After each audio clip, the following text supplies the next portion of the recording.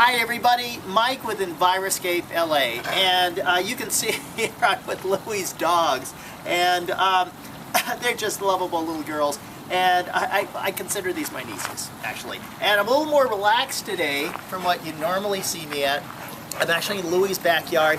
Now Louie is my nephew, and he works with me, and about 5 years ago, we did a television show. We were on a television show featured. It was called Fix This Yard with Alan Luxford and Amy Devers. And we blew the front yard out. It was amazing. Waterfall. I mean, who has a waterfall in the front yard, right? Native plants, subsurface drip irrigation. It was fabulous. Well, what the show didn't show you was that the backyard where we staged everything, built the benches and stuff, it was a disaster. Well, guess what? With a couple of Rottweilers, it's still kind of been a disaster. And so finally we're going to get to it 5 years later.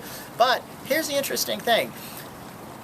Since we did that show 5 years ago, Southern California has is experiencing a drought like nobody's business. In fact, last year, right now I'm talking to you 2015, 2014 was the driest year in the history books of Southern California. The driest year California ever had was 1953, and before that was 1947. They actually tied. They had 4 inches of rain for the whole year. Last year, 3 inches. So it set a new record. This year doesn't look like it's going to be any better either. We did have a rain event take place. They estimate about 10 trillion gallons of water fell. Normally about 20% of that would fall as snow cap in the mountains. About 2% fell. The rest of it fell as rain because of global warming. It's not going to the mountains, falling as rain, went out to the ocean. We are in dire trouble. Well, just because we don't have a lot of water, does that mean that we can't have a beautiful landscape? Not at all. So what we're documenting here is that we're going to have documentation of this is like a before video. So I'm going to kind of take you around and show you how really lacking in landscaping this place is. But before I tour you around, I just want to direct your attention over here to the rainbird valves. The lifeblood of any irrigation system is the rainbird valve. Is the irrigation. These are rainbird valves. One's a low flow, one's a high flow. Won't get into that now, other than to say that when you do drip irrigation, you really need to know your stuff. And so this is really knowing our stuff. We also have something here called a fertigation unit, and so this thing actually has liquid fertilizer in it, so it automatically fertilizes. Great stuff. And water meter.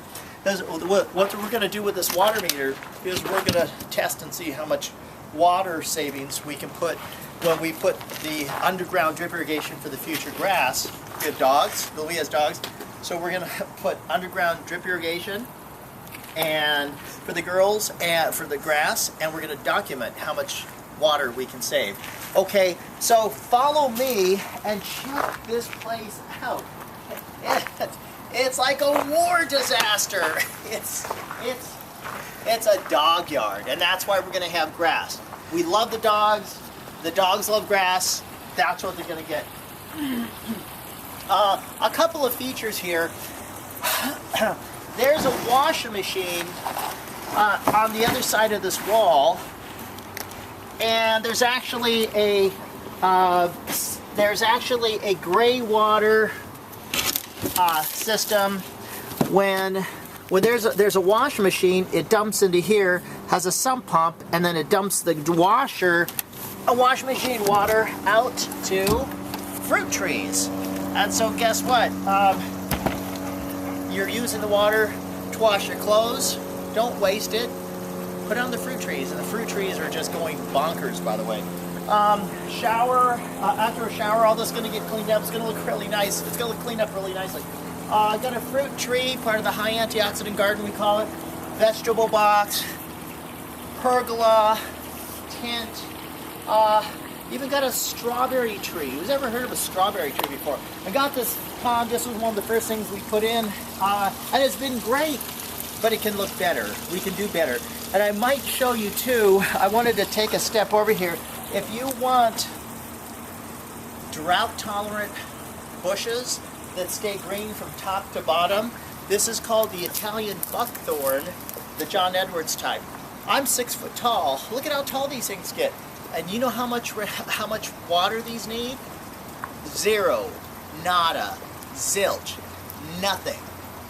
They're the perfect shrub. If you want to put shrubs between you and your neighbors, this is a perfect one. Needs a little water at first till it gets established, and then it just goes off on its own. It's a fabulous plant, a fabulous shrub. So anyway, this is Mike with Enviroscape LA at Louie's Place, Southern California. When you think sustainability, think Enviroscape LA and think beauty.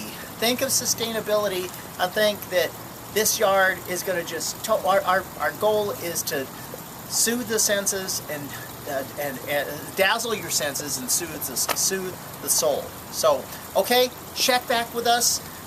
Very shortly we're going to get this thing done. We're going to hammer it out. Over and out. Take care.